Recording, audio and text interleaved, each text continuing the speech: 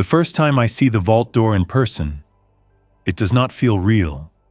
It sits behind the empty teller line in a downtown bank that has been dead for years. A thick slab of steel with a wheel handle and a key cylinder that looks too old-fashioned to still matter. Dust covers the floor in a smooth layer except for my own tracks and the tracks of whatever came through the broken front doors before me. The city outside has been running out of rules for days. Inside this building, the air smells dry, old paper, and cold concrete.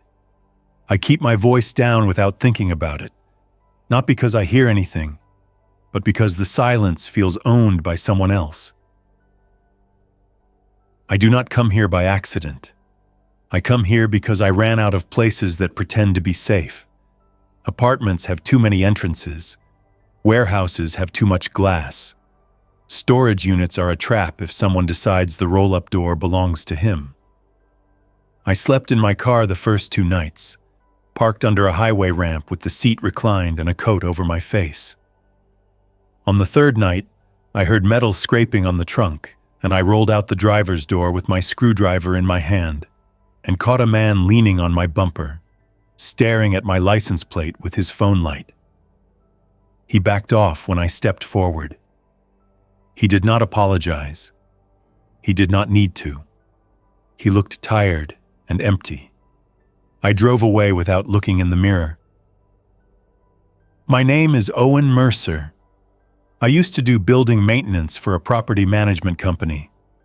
It sounds small and boring until a world breaks and everyone suddenly wants someone who knows where the shutoff valves are, how to pull a toilet, how to keep a generator from choking itself, how to make a door close right when the frame is warped.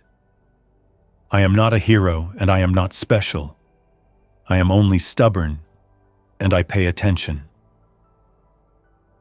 When the broadcasts started calling it a public safety incident, I believed it for about 12 hours, when the emergency alerts turned into the same 2 sentences repeated in different words.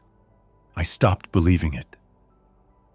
When the sirens became rare, and the helicopters stopped, and the hospitals started turning people away at the doors, I accepted what was happening without having the right words for it. People were getting sick, and then getting up again after everyone assumed the sickness won. Some of them looked wrong. Some of them looked normal until they got close enough for you to see the eyes. No magic, no demons. Only bodies doing things bodies should not do. The bank was part of my route years ago. The owners stopped paying for upkeep, and my company stopped sending me. I still remembered the layout. I still remembered the basement stairs behind the manager's office, the way the building sank lower in the rear, the thick walls, and the vault. I remembered one of the older techs saying, half joking, that a bank vault was the only place he would trust if the world ever went sideways. Back then, it was a joke that got a laugh. Now it is a plan that feels heavy enough to crush me. I wedge the front doors open with a busted chair and drag my cart inside. It is not a real cart, just a folding dolly with bungee cords and a milk crate tied to it. It carries a hammer, a small pry bar, a handsaw, a flashlight, spare batteries, a roll of duct tape, zip ties, a box of screws, a little battery fan, a portable radio, a pack of water bottles, and a canvas bag of food that used to be snacks and now counts as rations. The biggest weight is the small tool bag that has my wrenches, adjustable pliers, a multi-bit screwdriver, and a cheap drill with 2 batteries. That drill is my best friend. I cross the lobby slowly, scanning corners. The bank has the old setup, teller counters, glass partitions, carpet that smells like dust. Someone has been here recently. Not today, but not years ago either. I see it in the way a trash can has been tipped and then set back upright, in the way a side door is not fully shut. The building has that picked-over feeling, The way a place looks after people come through and take what is obvious. The vault is not obvious to most people. Most people see a bank and think money. Money is a joke now. Behind the teller line, the door to the vault hall is open. The hall is narrow, with beige paint and scuffed tile. The air is cooler here. I stop at the corner and listen. Nothing. No footsteps, no murmurs, no dragging. I do not move again until I count to 30 in my head. When you wait in a quiet place long enough, you hear the building talk. Pipes tick. Distant traffic makes a low vibration. The city has a far-off sound that never fully stops, but it is thinner now, like it lost half its instruments. The vault door is at the end of the hall. It is closed. That is the first surprise. I expected it to be hanging open or stripped or smashed. It is closed and intact. Paint chipped, steel dull, wheel handle centered. The key cylinder is below the wheel. The dial is above it. I do not have the dial combination, and I do not need it. The old banks used a key for day locking. This one did too. I know because I watched a security contractor use it years ago during a tenant walk. He told me the key stayed in a manager's safe. He laughed and said, "Do not lose it." I found that key 2 hours ago in a metal file box in the abandoned branch office across the street, taped to the underside of a drawer. Somebody hid it there, maybe during a remodel, maybe during a manager change, maybe for reasons that made sense at the time. The box also had a stack of outdated insurance forms and a photo of a kid in a graduation cap. I left the photo. I took the key. The key has a round head and a long stem with notches that look wrong for this century. It is heavy enough to feel important. I kneel and check the base of the vault door for pry marks. None. I check the hinges. The hinges are internal. That is how vault doors work. Everything vulnerable is on the inside. I put my ear against the steel and listen again. I do not know what I am expecting. A person breathing, a thing scratching. I hear nothing but my own movement and the faintest, slowest tick of something somewhere behind a wall.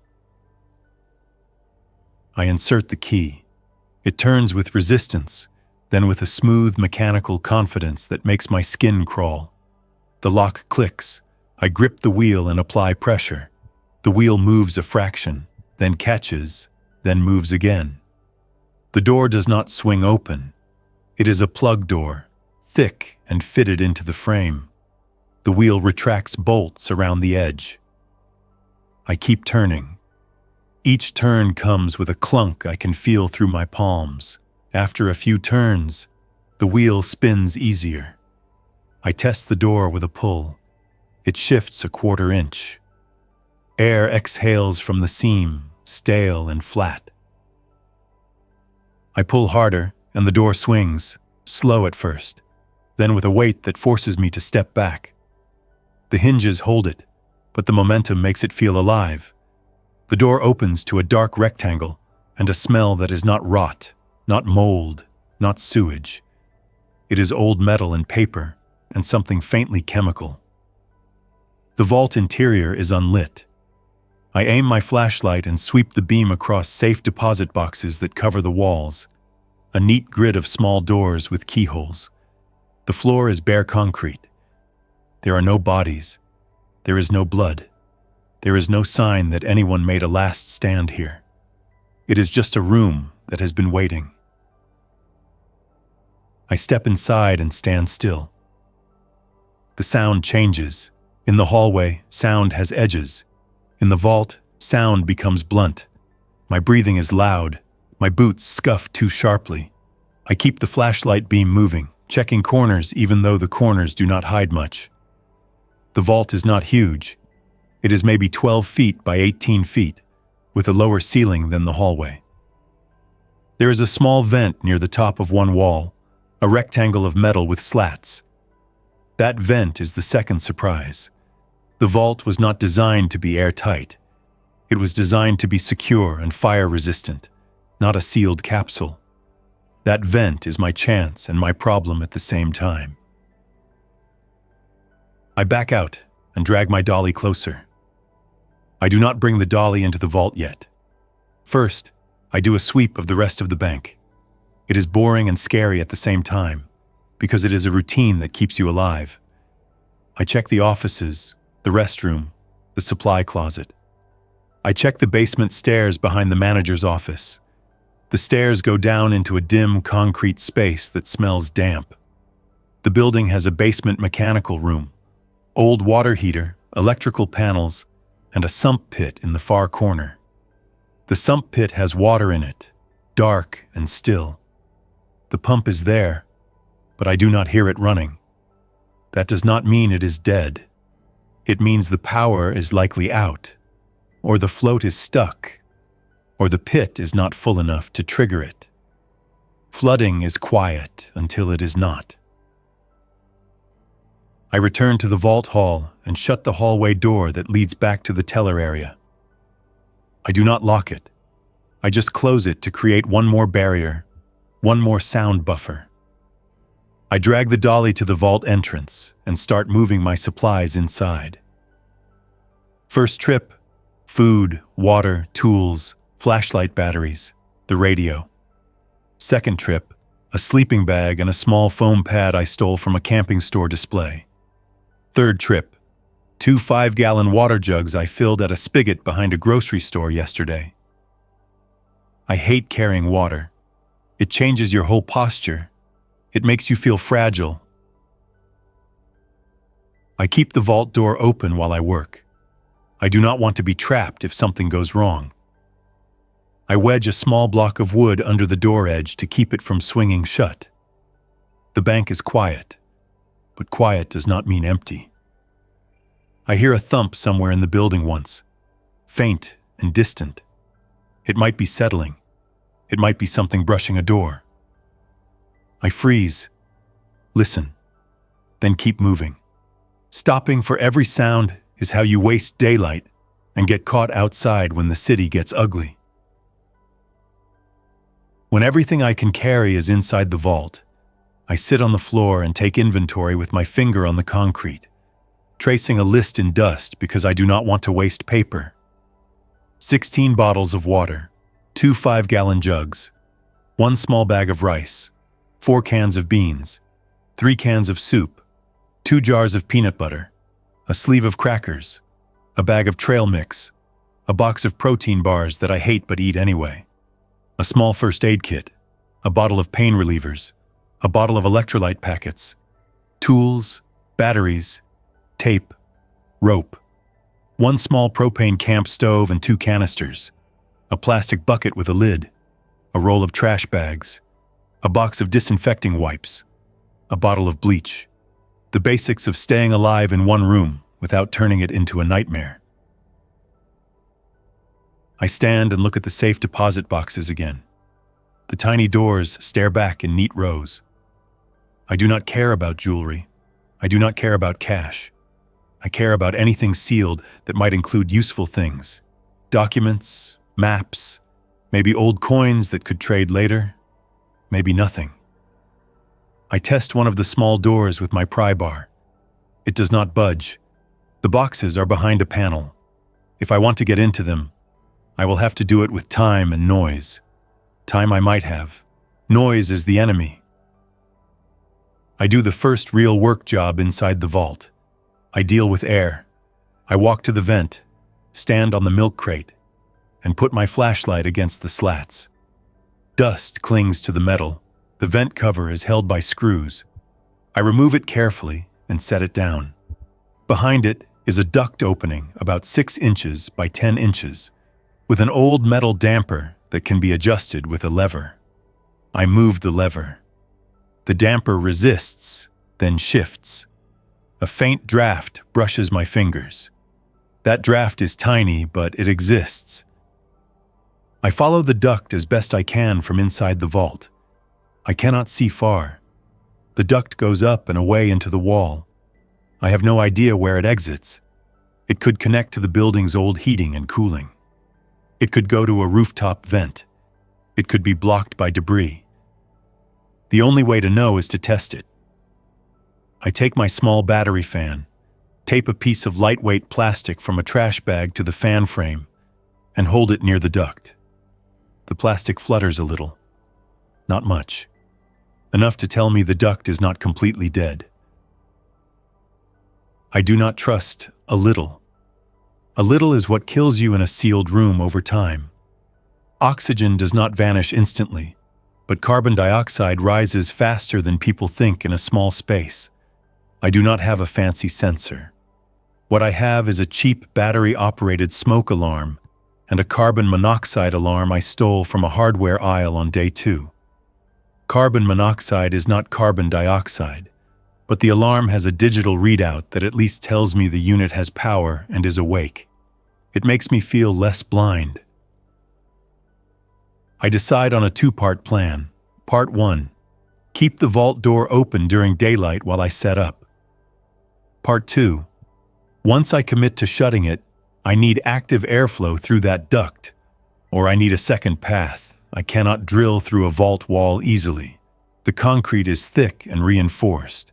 I can drill through the bank's interior walls easier, but that means leaving the vault to do it, and doing it without attracting attention. Every choice is a trade. I spend the rest of the afternoon building a crude living setup. Sleeping pad in the far corner away from the door. Food in one stack. Water in another. Tools in a neat line because chaos in a small room turns into accidents. Bucket tucked behind a stack of empty banker boxes I found in a closet. I tape the trash bags inside the bucket to create a liner. I leave the lid nearby. I set the radio on the floor with the volume barely above nothing. I turn it on and scan. Most stations are dead. One station has a looped message that repeats every few minutes with a calm voice that sounds tired. Another station has static and then a man shouting for someone named Carla. I turn it off. Voices pull you in. They make you forget to listen for real sounds. At the end of the day, when the light outside shifts toward evening, I go up to the lobby and look out through the dirty glass. The street is empty in a way that does not feel peaceful. Cars sit crooked in lanes, doors hanging open. Paper drifts and settles. In the distance, I see a figure crossing an intersection slowly, head angled down, arms hanging. It moves without purpose. I step back from the glass. I do not want to be seen. I go back to the vault hall and stand in front of the open door. This is the moment that matters. If I close it, I can still open it later. The key is in my pocket. The question is not whether I can open it. The question is whether opening it later will be possible without consequences. A vault door makes a sound that carries. It is not loud the way a gunshot is loud. It is a slow metal grind and a deep clunk that travels through the building frame. If someone is near the bank, he will hear it. If something is near the bank, it will hear it too. I keep it open for the first night. I do not have the nerve to seal myself in the first day. That is the truth. I pull the hallway door closed. I wedge the teller area door with a filing cabinet. I set up a little noise alarm, a string tied to the hallway door handle with a row of metal washers hanging from it. So if the door moves, the washers clink. It is not perfect, but it gives me something. I lie on the pad in the vault with my shoes on and my pry bar within reach. I do not sleep much. I do not need to describe what that feels like. I spend the hours listening, counting, forcing myself to stay still so my ears can work. Around what I think is 2 a.m, I hear a sound in the lobby. A slow scrape and then a dull impact. Then another. It is not a person walking. It is something bumping into something else. The washers on my string do not clink. That means the hallway door has not moved. The noise is distant. I sit up and aim my flashlight at the vault door opening. The beam hits tile in the hall and stops. I wait. The sound repeats, then fades. I do not go look. Curiosity gets people hurt. At first light, I get up and start again.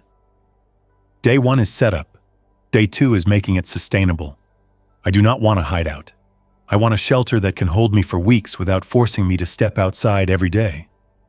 To do that, I need more water, and I need a better plan for air. I also need to reduce the signs that the bank is occupied.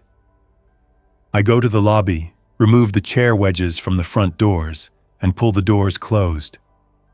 One of them locks. The other does not. I drag a heavy desk in front of the broken one.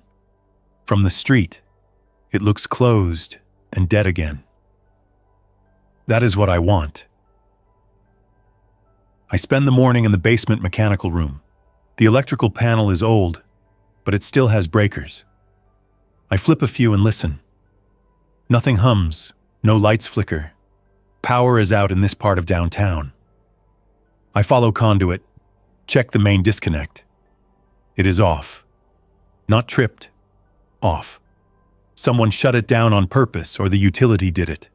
I cannot fix the grid. I can only build my own small island. I find an old hand truck in the basement and a pile of janitorial supplies that nobody bothered to take. I take the bleach and the mop bucket and a box of thick contractor trash bags. I find a small floor drain near the sump pit and pour a little water into it. Then watch. It drains slowly. Sewer line is still open, at least for now. That matters. If the sewer backs up, the basement becomes a problem fast. On my second day, I leave the bank. I do it early, when the city is quiet.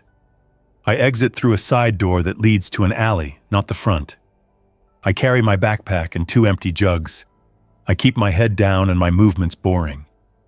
I do not run. Running makes noise and makes you look hunted. I walk 3 blocks to a building that used to be a small gym. The gym has a rooftop access ladder in the back, and it has a rain barrel someone set up long ago for a little garden that is now dead. The barrel has water. It does not look clean. It looks usable after treatment. I fill the jugs, add a measured amount of bleach based on memory and common sense, and close them tight. I haul them back to the bank with a stop every half block because water is heavy and my leg starts complaining. I do not see anyone on the way back, but I hear something in the distance that makes me change my route. A cluster of short, sharp sounds, not gunshots, more like metal being hit repeatedly. Someone is breaking into something. I do not want to be near that. People doing forced entry are not looking for conversation. Back inside the bank, I drag the water down to the vault and stack it. I now have enough water for a while if I ration hard. Water is the first thing that makes you leave shelter. If I can reduce that need, I reduce risk. Air is next. I decide to build a powered airflow system using what I have. The battery fan is too weak to push air through long ducting. It is made for cooling a face, not moving air through walls. I need something stronger. In the basement storage room, I find an old inline duct booster fan still in a box. It is dusty but intact. A simple tube fan meant to help airflow in a vent line. It runs on household power, which I do not have. That would normally make it useless, but I also find an old, uninterruptible power supply unit in the manager's office, the kind used for computer equipment. The battery is probably weak. Weak is still something. I haul both down and test them. I wire the fan to the uninterruptible power supply, then plug the uninterruptible power supply into nothing and hit the test button. The unit beeps and the little display lights up. It still has charge. I connect the fan and it spins. Not full speed, but enough to feel airflow on my hand. I grin without meaning to. It is the first time in days that something works when I want it to. I rig the fan to the vault vent duct from inside using tape and cardboard to seal gaps. It is ugly. Ugly does not matter. I turn it on and feel air moving out of the duct into the room. That means the fan is pulling from somewhere else in the building duct network and pushing into the vault. I need exchange, not just circulation. Air must go in and out, or carbon dioxide stays. I crack the vault door slightly and put a strip of plastic at the seam. It flutters inward, which tells me air is being pulled toward the vault. That means the fan is pushing air into the vault, and the vault is pushing air out through the door gap into the hall. That is good for now. Not perfect, but better. That is also when I understand the cruel part of this plan. If I close the vault door fully, the exchange path through the door gap disappears. The only air path will be the vent duct. If the duct is blocked elsewhere, or if it connects to dead space, I will be breathing the same air in circles. The fan will not save me then. It will only make me feel busy while I get dumber by the hour. So I add part 3. I need an exhaust path from the vault to somewhere else. I look for another vent. There is a second vent low on the opposite wall, smaller and covered by a steel grill. I remove it. It is not a duct. It is a small gap into the wall cavity, probably meant for pressure equalization or wiring. It leads nowhere useful. I curse quietly, then stop. Sound discipline matters even when you are alone. I spend the third day tracing ductwork. I open ceiling tiles in the hallway. I follow the rectangular duct that likely connects to the vault vent. I find a junction that goes up toward the roof. The roof access is through a locked door in the stairwell. The lock is cheap. I pop it with my pry bar. The door swings open with a squeal that makes me freeze. I stand still for a full minute after that sound, listening for any response. Nothing. On the roof, the city looks worse than it did from the lobby. Smoke smudges the horizon in multiple places. The sound of distant shouting comes and goes. I stay low and move fast. I find the vent stack where the duct exits, a rusted rooftop louver with a metal screen. The screen is clogged with lint and debris. I clean it with my gloved hands, pulling gray clumps free and tossing them away. As the screen clears, I feel a stronger draft at the opening. That means the duct has been restricted. That means my airflow plan might actually work if I keep it maintained. I do not stay on the roof long. Roofs make you visible. I go back down, lock the stairwell door behind me with a simple wedge and tape to reduce rattling, and return to the vault. I run the duct fan again and feel the airflow increase. I do not celebrate. I only note it. In a broken world, every system you build is temporary until you prove it through days.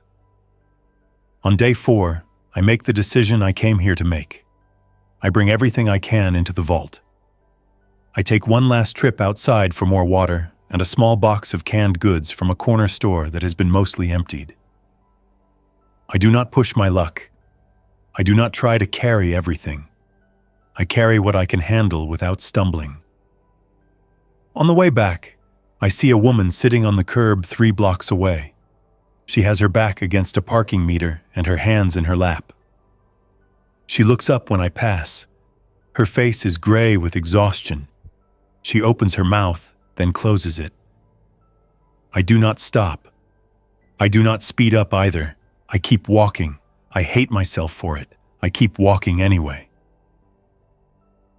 Back at the bank, I pull the side door shut and secure it. I drag the desk tighter against the broken front door. I go to the vault hall and stand in front of the open vault door for a long minute. I check my supplies. I check the fan setup. I check the uninterruptible power supply charge indicator. It shows about half. That is not enough for months. It is enough to test and adjust. I have spare batteries, but not a power plant. I will need to run the fan on a schedule, not non-stop. I will need to use natural draft through the duct when the fan is off. I will need to be disciplined. I step into the vault and pull the door inward. It swings with that heavy certainty again. I keep my grip on the wheel and guide it until it seats into the frame. Then I turn the wheel. The bolts slide with a series of deep clunks. Each clunk feels like a choice being locked in. When the wheel stops, I insert the key and turn it. The lock clicks. I remove the key and hold it in my palm. It is warm from my hand. Everything else in the vault is cold. For a moment, nothing changes. The vault is still the vault. My supplies are still stacked. The fan still hums when I turn it on. My light still works. The difference is, the door behind me is now a wall that I cannot move quietly. That knowledge sits in the room with me. It changes the air more than the duct ever could. I begin my routine immediately because routine keeps panic from growing teeth. I write a day count on a piece of cardboard with a marker. Day 1 in the vault. I tape it to the wall. I set a schedule, fan on for 10 minutes every hour during waking hours. Off at night unless the air feels stale. I know feels is not science. It is what I have. I keep the smoke alarm and carbon monoxide alarm near my sleeping pad. I keep the bucket lined and ready. I keep wipes within reach. I keep food portioned into daily piles so I do not eat out of boredom. The first week goes by in small tasks. I clean, I reorganize. I check the vent screen twice a day by opening the vault door a crack and peeking into the hallway through the seam. I do not open it fully. I do not want to. I listen for movement in the bank. Sometimes I hear distant scraping. Sometimes I hear nothing for hours. Once I hear a voice outside, muffled through concrete and steel, a man yelling a name, then another voice answering, then footsteps running. I sit on the floor and hold my flashlight pointed at the door even though light will not stop anything. It is not about stopping. It is about being ready to move. On day 8, my uninterruptible power supply starts beeping more often. The battery is weakening. The fan speed drops. I expected this. I still feel a knot of frustration because I want a simple win. I do not get one. I switch to a lower power setup. The small battery fan taped to the duct opening, plus a passive draft. The draft exists because the roof vent is open, and the building still has temperature differences between inside and outside. Warm air rises, cool air sinks. Even in a dead building, physics still shows up for work. I also make a manual air pump. It is not fancy. I cut a flat panel from cardboard, tape plastic to it, and hinge it with duct tape to create a flap. I use it to fan air near the duct opening, pushing and pulling to encourage exchange. It looks ridiculous. It makes my arms ache. It also gives me something to do that has a purpose. When you are locked behind steel, purpose matters more than comfort. On day 10, I make my first attempt at opening safe deposit boxes. I choose a row near the floor to avoid climbing and noise. I remove the faceplate screws carefully and pry a little. The metal flexes. The sound is a thin squeal that makes me pause. I listen. Nothing. I pry again. The panel gives and pops free. Behind it is a cavity with the back ends of the deposit boxes. Each box has a latch mechanism. The bank used 2 keys to open them. One for the bank, one for the customer. I do not have either. I do have tools. I work slowly, testing one box at a time. Most are empty, or hold papers that mean nothing now. One has a small velvet bag of jewelry. I do not even open it fully. I do not care. Another has a stack of old cash bands. Useless. Another has a handgun in a cloth wrap with a spare magazine and a small box of ammunition. I stare at it for a long moment without touching it. This is not a victory that makes me feel good. It is a reminder of what people stored away for the day they feared. I take the handgun anyway because refusing it does not make the world kinder. I check it with the slow care of someone who respects what a mistake can do in a small room. I clear it. I set it aside. I do not point it at anything. I do not play. I store it high where it stays clean and away from my sleeping area.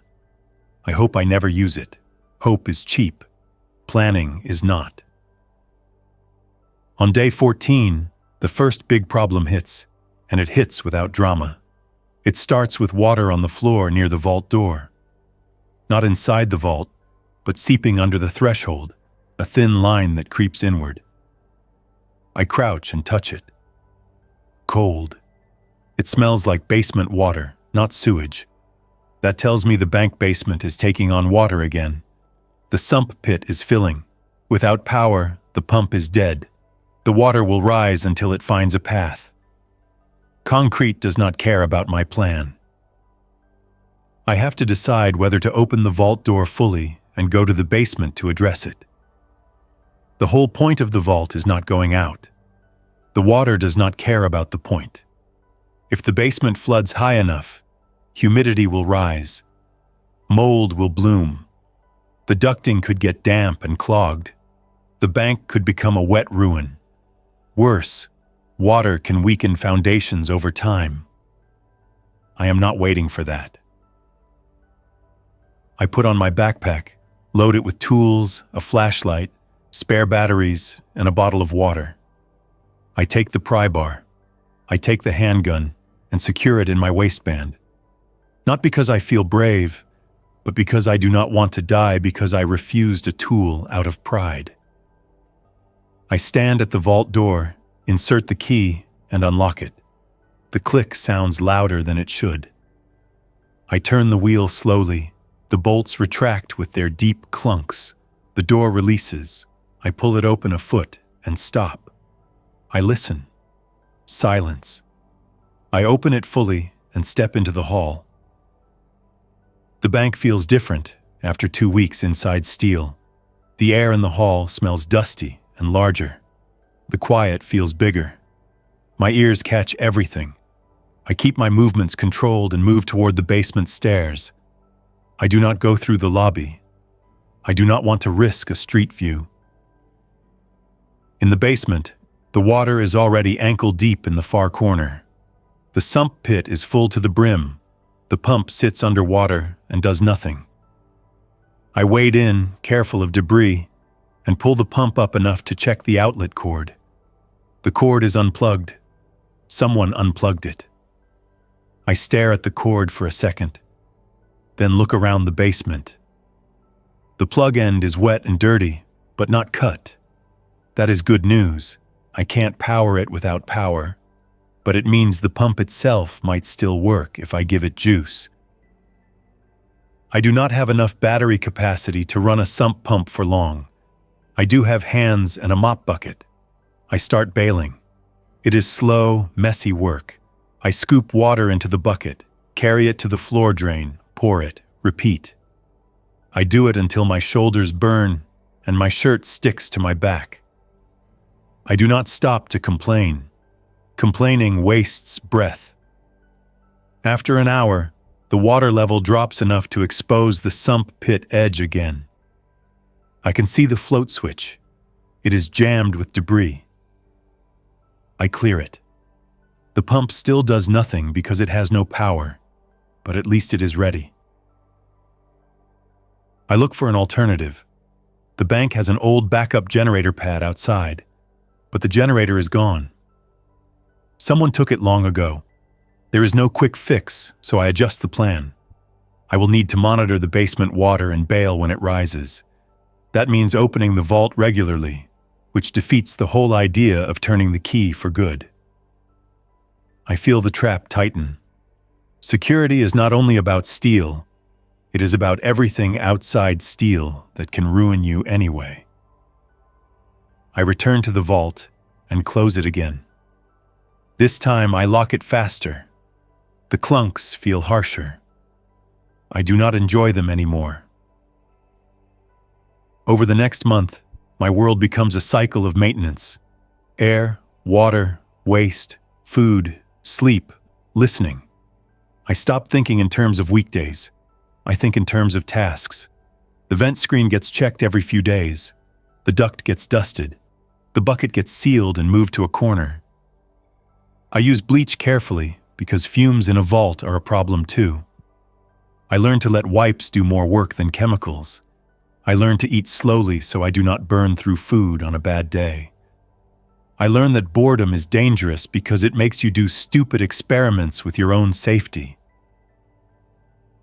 I also learn the building is not empty. On day 37, I hear footsteps in the lobby. Real footsteps. 2 people. 1 man and 1 woman based on voice. They talk loud, not caring who hears. The man says the bank is worthless. The woman says the back rooms might have supplies. They bang doors. They curse. I keep the handgun in my hand, finger off the trigger, and stand with my ear near the vault seam. The sound travels through the hall. Their voices echo. They move closer. I hear the hallway door handle rattle. My washer alarm clinks softly. The hallway door opens. Light spills into the vault hall. Footsteps come closer. I feel the urge to back away deeper into the vault, but that would be a mistake. If the door opens, I want distance, but I also want line of sight. I position myself where I can see the seam of the vault door without standing directly in front of it. I keep my flashlight off. I do not want to give myself away. I listen to their breathing and their movements. The man stops in front of the vault. I hear his hand hit steel, a flat slap, testing it. He laughs once, short. The woman asks if he can open it. He says the dial is probably impossible, but the key might exist. He says maybe they can pry it. He hits the wheel with something metal. The sound rings through the vault door into my teeth. He tries the wheel. It does not budge because it is locked. He tries again. He grunts. The woman says to leave it. The man says no. This is what banks are for. I keep still. I do not talk.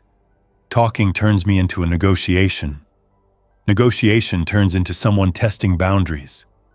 I do not want an argument with 2 people on the other side of steel. I want them bored and gone. The man moves away and comes back with something heavier. I hear scraping and then a hard hit. He is using a pry bar or a hammer on the door seam. The vault door does not care. It is designed to ignore this kind of anger. He hits again, harder. The woman tells him it is pointless. He says it is not pointless if he has time. Time is the one thing he does not have if he stays loud in a dead city. Noise is a beacon. It calls attention from people and from the things that wander without thinking. I hear it happen. A faint dragging sound from the lobby, then a wet shuffle, then another. The woman stops talking. The man stops hitting. Both go silent. The next sounds are fast and messy, but not graphic. A struggle at the lobby doors, a chair scraping, the woman shouting for the man to move, the man yelling back, then heavy impacts against glass and a frantic rush of footsteps. The hallway door slams. The washer alarm clinks wildly. The footsteps run toward the back exit. Something else follows, slower but steady. A dull thump against a wall, then silence again, except for faint scraping somewhere farther away. I do not move for a long time. I keep my focus on listening, because listening is what keeps you from doing something stupid. Eventually, I hear the back door bang open and then bang shut. The voices are gone. The scraping fades. After that day, I stop pretending the vault makes me invisible. The vault makes me harder to reach, not unseen. People will come. Some will leave. Some will not. If someone decides the vault is worth time, my whole plan becomes a siege where I am the one inside waiting for supplies to run out. I adapt. I start leaving the vault at night, quietly, to check the building and reset traps that are not traps, just obstacles. I wedge doors tighter. I place loose objects near entry points so any movement makes a sound. I cover the lobby windows from the inside with old advertising banners and sheets so the building looks darker and less interesting. I do it fast, and I do it without turning on lights. Darkness is a tool. During one of those night checks, I find blood on the tile near the front door. Not a puddle, smears, drag marks. I do not follow them far. I do not need to know the details. I only need to know the bank was part of someone's bad moment. That means the bank is on the map now, even if only in rumor. By month 3, the city outside changes again. The distant traffic sound is almost gone. Fires are less frequent. The nights are darker because fewer buildings glow. The air that comes down the duct sometimes carries smoke, sometimes carries damp cold, sometimes carries a strange chemical smell that makes me shut the vent for hours and wait. I learn to read the air through small cues. If the draft slows, I check the roof screen. If the smell changes, I wait. If the sound outside becomes active, I keep the vault locked and sit still. I also start to notice something worse than hunger. The way my thinking gets sloppy when the air is bad. It is not dramatic. It is small mistakes. I set down a tool and forget where. I open a food pile and eat more than I planned. I wake up and sit for too long, staring at the wall, not doing anything. Those are warning signs. They mean carbon dioxide might be rising. They mean the vault is becoming its own threat. So I take a risk that I have been avoiding. I decide to create a second air path that does not depend on the vault door being cracked. I will do it from inside the bank, through walls that are easier than the vault itself. The idea is simple. Run a small duct from the vault hall into another part of the building that has access to outside air, creating a loop. The execution is the part that can get me killed because drilling into walls makes noise. Noise is a broadcast. I choose a night when the city sounds dead. No distant shouting, no bangs, no vehicles, only wind. I unlock the vault quietly, step into the hall and close the door behind me without locking it, so I can retreat fast. I take my drill, a masonry bit, and a small handsaw. I pick a spot in the vault hall wall near the ceiling where the wall is not load-bearing, just a partition. I tap it. Hollow sound. Good. I start drilling slow, letting the bit chew instead of forcing it. The drill whine feels enormous in the quiet. I stop every 20 seconds to listen. I make the first hole, then widen it. Dust falls in a gritty stream. I cover my mouth with cloth. I keep going. When the hole is big enough, I push a length of flexible ducting through, the kind used for bathroom fans. I found it in a hardware backroom weeks ago and carried it in pieces. I run the duct into the manager's office where a cracked window can be opened a fraction behind a covered banner. I tape the duct end near the window gap. I do not open the window wide. I open it enough for air to enter without making the building look alive from outside. Then I set up my airflow. The vault vent duct draws air from the roof vent down into the vault. The new duct path will allow air to exit the vault into the manager's office and out the window gap when the pressure changes. It is not a perfect engineered system. It is a path. A path is what I need.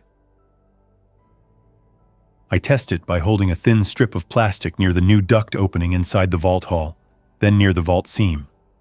The plastic moves slightly. It is subtle. Subtle is still movement.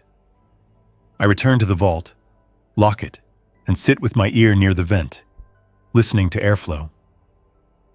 The room feels less stale over the next few hours. That could be real or it could be relief talking. Either way, I keep monitoring my own mistakes Mistakes are the best censor I have. The next crisis comes from a place I did not expect: the vault floor. On day 96, I notice a fine crack in the concrete near the far wall. It is thin, hairline, but it is new. I put my finger on it and feel grit. The building is shifting. The basement water problem might be undermining something. Or the city is settling with no maintenance and temperature swings. Or the crack was always there and I only notice now because I stare at the same floor every day. Any of those could be true. The only thing I can do is watch it and keep the basement as dry as possible. That means opening the vault more often again. Every time I open it, I risk attention. Every time I keep it shut, I risk the building slowly turning into a wet tomb. There is no clean solution, only choices that trade one risk for another. On day 112, I hear someone in the bank again. One person this time. Footsteps slow, cautious. A man's voice talking to himself quietly enough that I can barely hear words through the door seam. He moves through the lobby, then the teller line, then the hallway door. The washers clink once, soft. The door opens. He steps into the hall. His breathing is controlled. His shoes scuff lightly. He stops in front of the vault. He speaks directly to the steel, not loud, but confident. He says, "I know someone is in there." He says he saw the window cover shift upstairs. He says he is not here to hurt anyone. He says he has food and he wants to trade. He says he is alone. I do not answer. Not because I think he is lying automatically, because any answer confirms I exist. And once a person knows you exist, that person keeps returning. Hunger makes people persistent. Fear makes people cruel. The man waits. He talks again, longer. He describes his name, Aaron. He says he used to work security. He says he understands vaults. He says he could help improve my ventilation. He says he heard the city is worse in the neighborhoods and better near the river. He says there are groups forming. He says a man can survive alone, but a man survives longer with someone watching his back. He keeps speaking with careful tone, offering the right kind of details to sound human and reasonable. That is what worries me. A desperate man sounds desperate. A controlled man can be either disciplined or dangerous. I stand inside the vault with my hand on the wheel handle, not turning it, just touching it, feeling the cold metal. I imagine opening the door a crack and speaking through it. I imagine Aaron's face close to the seam, listening. I imagine him pushing a tool in the gap. I imagine him stepping back and waiting for night to break in. My mind runs scenarios because my mind has nothing else to do. Aaron eventually sighs and says he will leave something. I hear him place a small object on the floor near the vault door. A can, based on sound. He says he will come back tomorrow. He says if I want to talk, I should knock twice. He steps away. The hallway door closes. The washers clink softly. His footsteps fade. I do not open the vault immediately. I wait 2 hours, then 4, then until the building is deep quiet. When I finally unlock the door and open it a fraction, I see the can in the hallway, label facing up. Soup, a real brand. Not expired based on the date I can barely read from the seam. I pull the can in with a hooked piece of wire, then close the vault again. I do not feel grateful. I feel watched. Aaron comes back the next day. Same cautious footsteps, same controlled breathing. He speaks again, telling me he respects my silence. He says he has been alone too. He says he is not asking to move in. He says he only wants to trade information and maybe tools. He says he saw smoke north of downtown, and it looked organized, not random. He says he heard gunfire near the courthouse 2 nights ago, short bursts, disciplined. He says that means some group has weapons and training. He says that group might be cleaning infected out of an area. He says a person can either hide until the air runs out, or a person can connect and survive longer. His words hit too close to my private fear. That does not mean he is right. It means he knows how to press. I do not answer again. I do not knock. I do not move. I let him talk until he gets bored. He leaves another can. He leaves a small pack of batteries.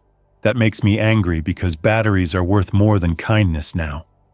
Nobody gives away batteries without wanting something back. On day 120, Aaron stops asking politely. He does not yell. He shifts his tone. He says he can hear my fan sometimes. He says he knows I have a ventilation system. He says if my system fails, I will have to open the door. He says he can wait. He says he can keep the hallway blocked and make the bank his place. He says he can do that with less effort than wandering the streets. That is the first time I hear the threat clearly. Not shouted, not dramatic, just stated. He is telling me he is willing to starve me out because he thinks the vault contains supplies, and he thinks I am too trapped to fight back. I respond in the only way that keeps me alive. I change the battlefield. That night, after hours of silence, I open the vault quietly, step into the hall, and move toward the teller area door. I keep my flashlight off. I know the building layout by touch now. I move slow, stopping to listen every few steps. I do not hear Aaron's breathing. I do not hear him shifting. That does not mean he is not there. I reach the lobby and see the front doors through gaps in the banners. I see a shape on the floor near the teller line. A sleeping bag. Someone is camped inside the bank, exactly what Aaron described. He has chosen the bank as his waiting room. I do not rush him. I do not step close. I back away and go to the basement instead. In the basement storage room, I find a coil of thin wire and a few small bells from an old holiday decoration box. I bring them up. I rig the bells on the hallway door, and I rig another set on the basement stair door. If Aaron moves inside at night, I want warning. Then I do the harder thing. I open the roof access again and climb quietly. On the roof, wind cuts through my jacket. The city lights are almost gone now. I move to the rooftop vent screen that feeds my vault duct. I remove the screen and insert a simple one-way flap made from stiff plastic and tape, something that allows air to exit but resists air being forced back in. It is crude, but the idea is to reduce the chance that someone can pump smoke or something else down my duct. If Aaron decides to get creative, he could try to suffocate me with fumes through the ventilation. I am not letting him have that option easily. When I go back inside, I do not return to the vault immediately. I stand in the stairwell and listen for any change. I hear a faint sound from the lobby, a shift, maybe Aaron rolling over. He does not know I am moving above him. That advantage is temporary. I use it while I have it. I return to the vault and lock it, then sit for a long time in the dark with my flashlight off, listening to the building. The bells stay silent. The washers do not clink. No footsteps. Aaron might be asleep, or Aaron might be waiting for me to relax. The standoff lasts 5 days. Aaron stays in the bank. I hear him occasionally, moving, opening canned food, pacing. He talks sometimes, not to me, just to fill his own silence. He sounds annoyed, then bored, then angry, then quiet. He tries the vault wheel once, hard, rattling it. He hits the door seam twice with something metal. He stops when the sound echoes too much. He understands noise attracts attention too. He is not stupid. That makes him more dangerous. On the 6th day, the building answers for me. Around dusk, I hear scraping at the front doors. Then a dull impact. Then another. Aaron curses loudly. He runs toward the lobby. I hear him shove the desk away from the broken door. I hear glass crunch. I hear him shout, not words I want to repeat, just raw anger. Then I hear a different sound, the sound of multiple bodies pushing at an opening. The infected have found the bank, drawn by Aaron's presence and his noise. Aaron fires. The shots are sharp and contained, not a long burst. The sound punches through the building and into the vault. My ears ring. I do not move toward the door. I do not help. Helping would mean opening the vault and stepping into a fight I did not start. I stay still and listen. More impacts. Aaron shouts. He fires again. Then the shots stop. I hear him running fast toward the hallway. The washers clink hard. The hallway door slams open. Footsteps pound toward the vault. He hits the vault door with his hands, a loud slap, and then a fist pounding. He yells, "Open it! Open it! Open it!" His voice cracks. He sounds out of control now. He sounds close to losing. I do not open it. I grip the wheel and keep my hands still. I watch the seam and wait for any tool to appear. The pounding continues. Then it stops. I hear dragging near the hallway door. I hear a wet shuffle. I hear Aaron's voice again, lower, strained, then cut off by noise I do not describe in detail. I hear a body hit the hallway wall, then another impact, then scraping, then silence except for movement farther away. I sit on the vault floor for a long time after that. Not frozen, working, counting my supplies in my head again, checking the vent draft, checking the seals I built, listening for any sign that something is still in the vault hall. I do not hear it near the door. That does not mean it is not there. It means it is not pressing against the steel. When I finally open the vault hours later, I do it with extreme caution. I unlock, retract bolts, crack the door an inch, and shine my flashlight through the gap into the hall. The hall is a mess. The washer alarm string is snapped. The hallway door stands open. Dark smears mark the tile. I do not focus on them. I focus on shapes. I see a body slumped near the far wall. Aaron. He is still, face turned away. I do not step closer. I do not need proof. I need safety. I hear scraping in the lobby again. The infected are inside the bank now. That means the bank is no longer a quiet shell. It is a contested space. If I leave the vault now, I might not get back in cleanly. If I stay, I might be safe behind steel while the building outside decays around me. I drag Aaron's dropped backpack into the vault hall using a hooked wire from behind the door seam, the same way I pulled in the soup can. I do it fast and close the vault again. I do not want to be seen. In the backpack, I find more batteries, a small medical pouch, a few cans, and a folded paper map with notes. I also find a set of lockpicks and a small mirror. He really did work security, or he stole a security kit. Either way, he came prepared to outweight me. The building decided otherwise. The days after that are worse in one specific way: sound. The infected move through the bank intermittently. Sometimes the lobby is quiet, then a sudden shuffle happens, then a thump against a door, then quiet again. At least once a day, I hear the front doors rattle. It sounds as if something outside is pressing in. That means the bank is now a point of interest for more than one wandering body. I stop leaving the vault entirely.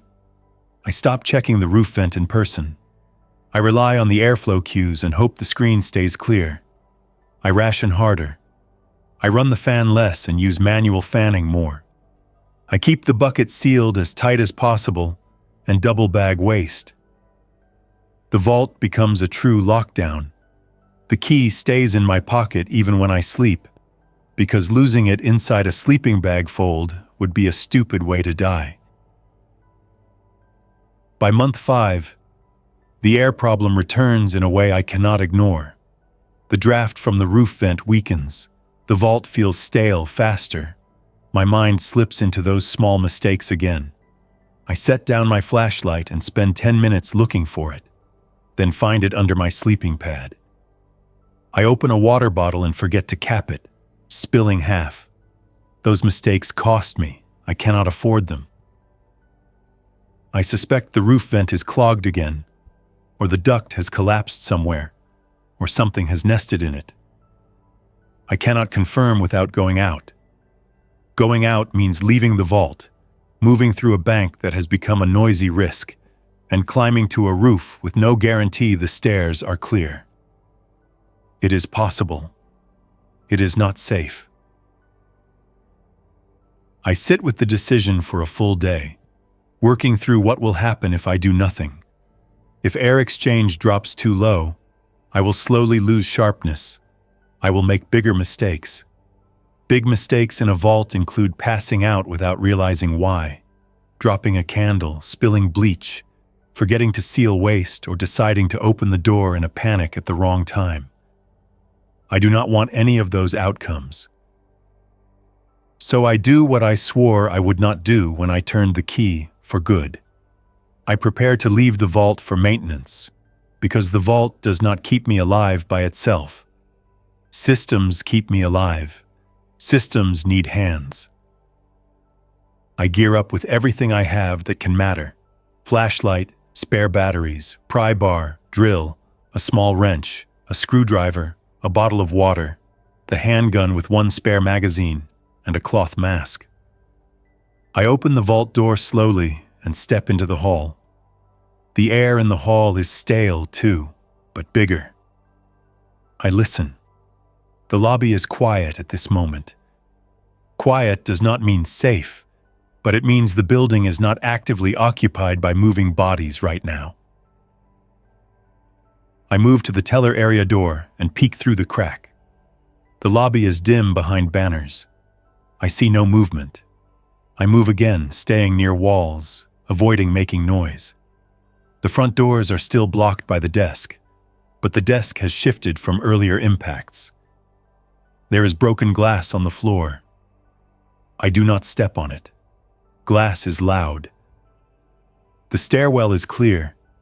I climb with one hand on the rail and one hand holding my flashlight angled up. The roof door is still wedged. I remove the wedge slowly and open the door a fraction. Wind whistles through the gap. No voices. No footsteps. I push it open and step out. The cold air hits my face and clears my head instantly. That alone tells me I have been breathing bad air for too long. At the rooftop vent, I find the problem immediately. The screen is clogged with debris again, but this time it is not only lint. A dead bird is wedged against it, feathers plastered by damp and soot. I do not stop to think about how it got there. Wind and chaos put things in stupid places. I pull it free with gloved hands, gagging behind my mask, and toss it away from the vent. The draft improves immediately. I clean the screen as much as I can and resecure the one-way flap I made months ago.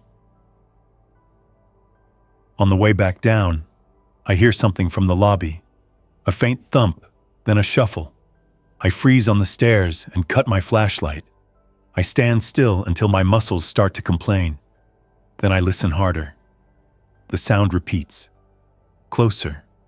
Something is inside the bank and moving again. I continue down, one step at a time, keeping the wall between me and the lobby until I reach the basement level landing. I wait there, deciding whether to go down to hide or go up and risk crossing the lobby to the vault hall. I choose the vault.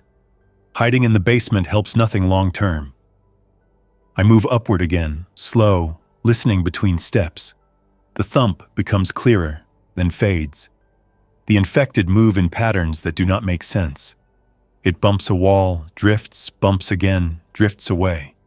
I use that gap. I slip into the vault hall and see the hallway door standing open from the earlier attack. I curse silently and close it halfway. I do not latch it fully because it might stick, and I might need it to swing fast.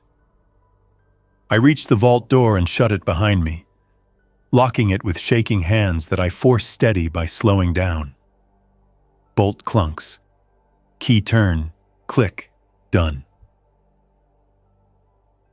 That night, with the vent flowing again, the vault air improves. My thoughts sharpen. The small mistakes stop.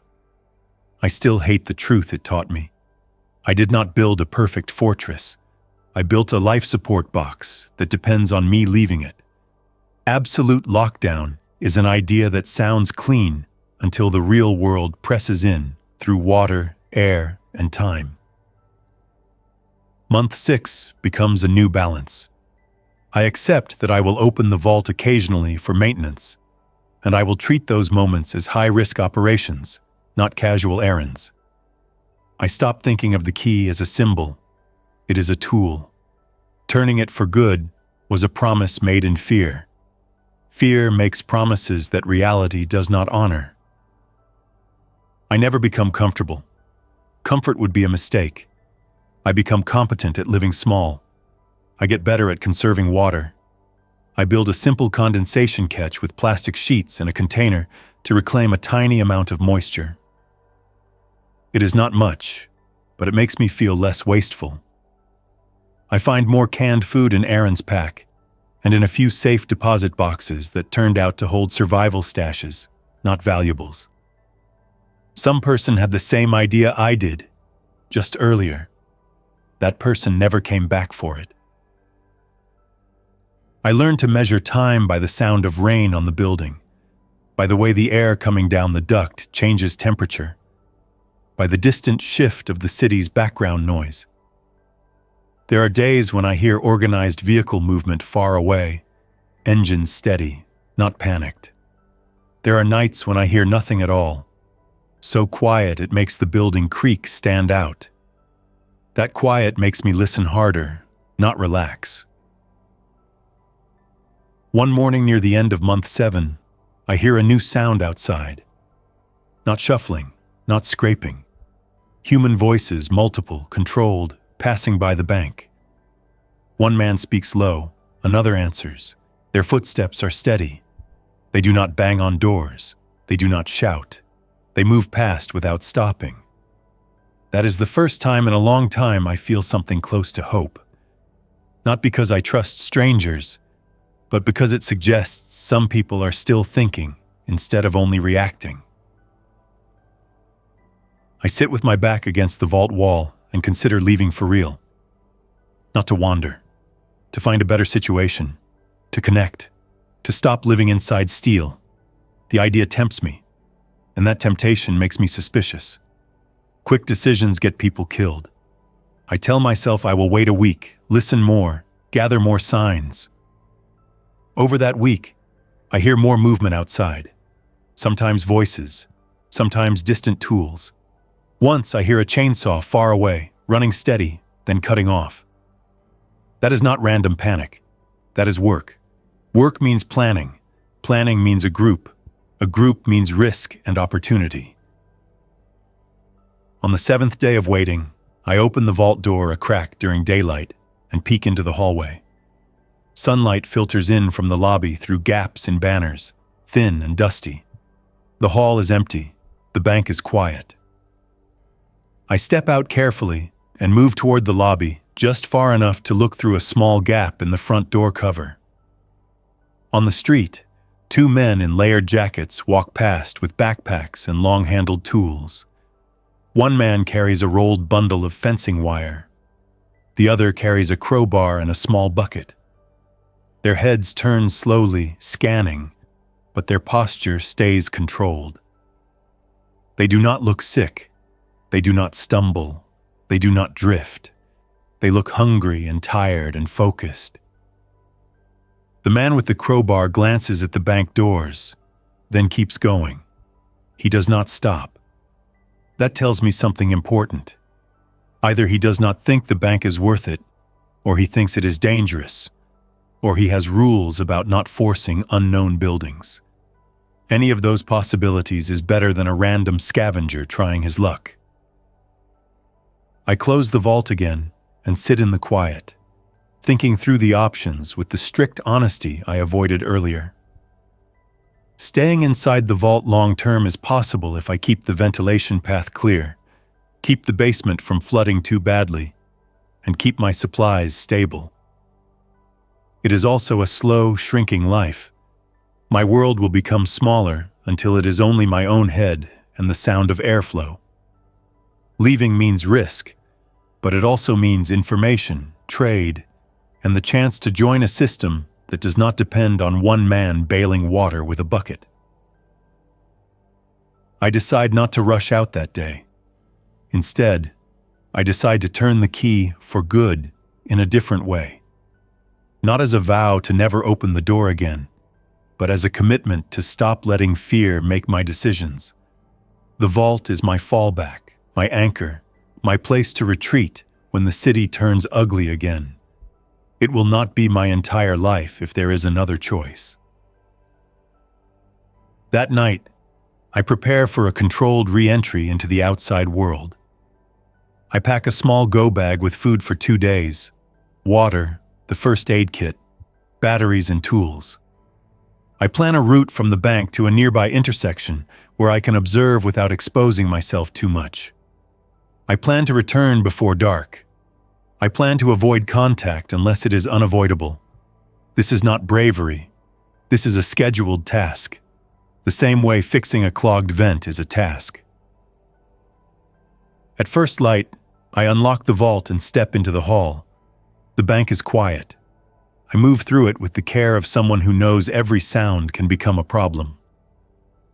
I exit through the alley door and close it behind me. Outside, the air is cold and sharp. The street smells of smoke and wet concrete. I keep my eyes up and my pace steady. I reach the intersection and find a sheltered spot behind a delivery truck that has been dead for months. I watch. After 15 minutes, I see movement. The same 2 men from yesterday, plus a woman this time, walking with purpose. The woman carries a clipboard. That detail hits me hard because it is such a normal object. Clipboards belong to work sites, not collapse. She stops at a building across the street, checks the door, makes a note, and moves on. The men do not argue. They do not posture. They follow a plan. I do not approach them, not yet. I return to the bank and lock the vault again. I sit on my sleeping pad and let the relief settle in without letting it turn into fantasy. The outside world has not become safe. It has become organized in small pockets. That is different. Different is enough to change my next move. In the days that follow, I repeat the observation. I learn their schedule. I learn the route. I learn where they disappear. Near the river, into an old municipal building with boarded windows and a rooftop lookout. That tells me someone is building a perimeter. Someone is counting resources. Someone is doing the slow, boring work of survival. On day 3 of watching, I decide to make contact on my terms. I leave a note taped inside a small plastic bag to keep it dry. I write in plain words. I am sheltering nearby. I have building maintenance skills. I have a secure fallback location. I can trade labor for food and information. If you want to talk, leave a reply under the loose brick at the corner of the old bank's alley, 2 feet up. I do not sign my full name. I sign Owen. That is enough. Leaving the note feels more dangerous than any rooftop climb. It makes me visible in a new way. It also keeps me from rotting inside steel until I forget how to speak. I return to the vault and lock it. I sit and wait, but I do not wait empty. I clean, I check the vent, I organize supplies, I bail a little water from the basement that has seeped again. I keep my body moving because stillness makes time heavy. 2 days later, I open the alley door at dawn and check the loose brick. There is a folded piece of paper tucked behind it. My hands hesitate, then I pull it free. The paper reads, "We can talk. Noon tomorrow. Same intersection. Bring no weapons visible. Bring proof of skills. We do not raid. We do not threaten. We do not take in problems without value. Signed, Mara." I sit back on the vault floor and stare at the paper until the words stop blurring together. A part of me wants to laugh. A part of me wants to tear it up. A part of me wants to pack and leave immediately. I force myself to slow down and think through what is real. This could be a trap. It could also be the first real step toward not dying alone in a box. I decide I will go. I will go carefully. I will go with a plan and a retreat path and the vault key in my pocket. The vault remains what it always was, not a promise of safety, but a tool that buys time. That night, I lay on the sleeping pad and listen to the duct breathing above me. The airflow has a faint whistle that I used to find annoying. Now it is proof that I am still here, still thinking, still building a way forward, one small, boring decision at a time. The vault door behind me is locked. The key is within reach. For the first time since I turned it months ago, the lock does not feel like an ending. It feels like a fallback, and that is a different kind of security.